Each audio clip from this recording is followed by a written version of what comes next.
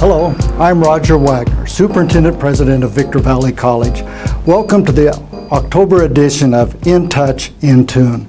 There's a lot to talk about today, so let's dive right in. You should know by now that I will be retiring at the end of this semester.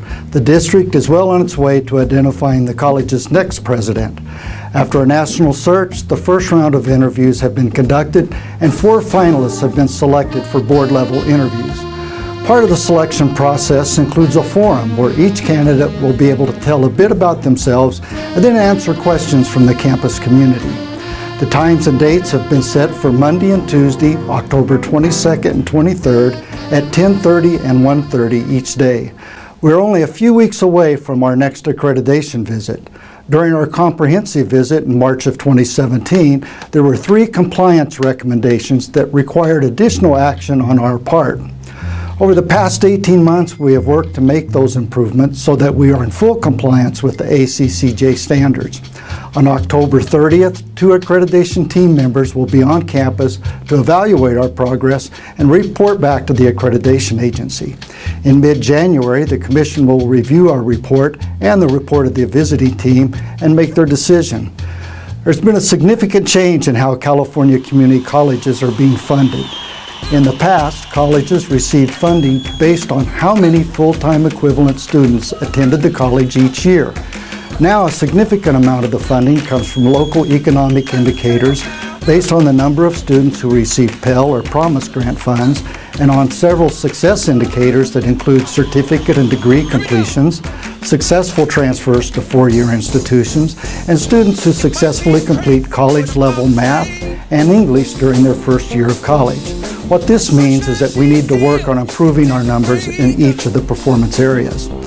Our adopted budget this year was presented to the Board of Trustees as a balanced budget without the need to draw from our trust fund or interest from our investment funds. Well, I already talked about the search for a new superintendent president, but we are also recruiting for 2 other positions, the vice presidents for administrative services and human resources. Until those vacancies are filled, we have hired Fusako Yokotobi to serve as the interim vice president for human resources. We hope to have that position filled by the end of the semester. For the administrative services VP, we have hired John Nayland to serve as an interim.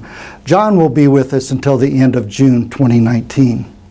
I spoke earlier about our budget, and I mentioned that one of the student-centered funding metrics was students completing college-level math and English during the first year. That requirement came out of Assembly Bill 705. It will have a significant impact not just on our budget, but scheduling of classes and the need for increased support and tutoring services. I want to acknowledge the work that our faculty in these 2 disciplines have put into planning and implementing of all these changes.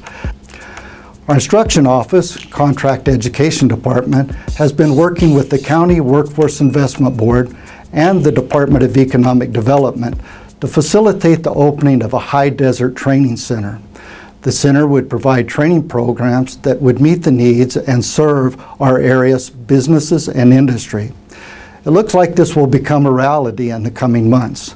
We have located a facility and are prepared to occupy it after a number of facility improvements have been made. We have asked Barstow Community College to become a partner at this facility so we can work together to meet the needs of our high desert businesses and industries. November is election time, and that includes the election of our college's Board of Trustees. This election will be the first time that our trustees will be running to serve in one of 5 district areas rather than at large. We have 3 areas that are open for this election: Area 2, Area 4, and Area 5. Each of the 3 areas have incumbents and challengers running. The last item I want to speak on has to do with recent domestic threat that we had on our campus a week ago. Here are some important points that I want to make. First and foremost, I take threats seriously, and your safety is #1 consideration when decisions are made. Our protocol calls for law enforcement and senior administration to conduct a threat credibility assessment based on recommendations from the National Center for Threat Assessment. The assessment outcome determines our response. Sometimes the response will be invisible to staff and students. Sometimes it will result in a more dramatic and visible response. While law enforcement and the administration was working through the threat assessment and credibility assessment, a photo of the threat message was sent out to social media and on text messages. This unplanned event set into motion a series of events that would not have otherwise happened.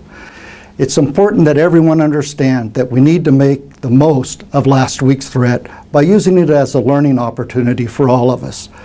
Takeaway number one is that we can no longer assume that the threat is known only to law enforcement and the administration. Takeaway number two, our RAVE notification system has some holes in it. Takeaway number three, without quick and credible notification, independent actions are taken that complicate decision making and can increase our exposure to harm. Our mass notification system is just days away from going online, which greatly enhance our ability to communicate in the event of an emergency. We will do better in the future, but I want you to take away is that your safety and security is our #1 priority. Now let me turn this over to Steve Garcia, our Facilities Director, for an update on the Student Services One Stop. Steve? Thank you very much, Dr. Wagner. I can honestly tell you I've never been more excited about a project than I am about this new Student Services One Stop building. As a campus, we've been planning this facility for over 10 years. With the support of Dr. Wagner, the Board of Trustees, and the community through Bond Measure JJ, it will now become a reality for the students at Victor Valley College. The location of the new Student Services building will be front and center of the campus, very visible from Bear Valley Road, as to create that missing iconic front door of the college. The planning team consisted of representatives from the student services intake functions and, more importantly, the students themselves. The team spent many days planning, visiting other institutions before settling on a design for Victor Valley College. Customer service was a key objective in the teams, insisting that work and common areas create both adjacencies and efficiencies. The rest of October will be consumed by underground utility relocation and the excavation and recompaction of soils. We anticipate construction being completed in October or November of next year, followed by commissioning of the building, installation of furniture and equipment, and occupancy over the Christmas break in 2019. This facility will truly be a major step forward serving the students of Victor Valley College. Back to you, Dr. Wagner. Well, that about wraps it up for this month. I wish each of you a safe and scary Halloween. Goodbye.